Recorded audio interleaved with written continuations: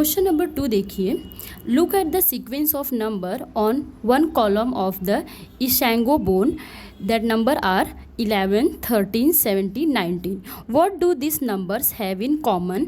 List the next 3 numbers that fit this pattern. तो यहाँ पे हमें एक नंबर का सीक्वेंस दिया गया है, तो वो नंबर हम लोग पहले लिख लेते हैं यहाँ पे।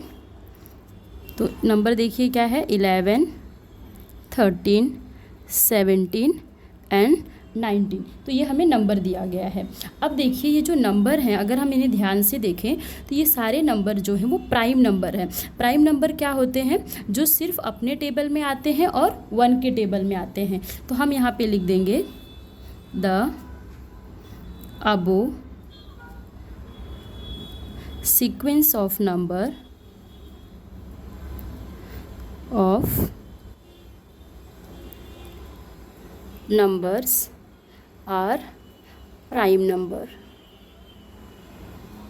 are prime, यहाँ पे हमने लिख दिया आर प्राइम नंबर्स। अब हमें क्या बोला है क्वेश्चन में, देखिए कि आगे के हमको 3 नंबर लिखने हैं। तो हम यहाँ पे लिख देते हैं next 3 numbers, next 3 numbers will be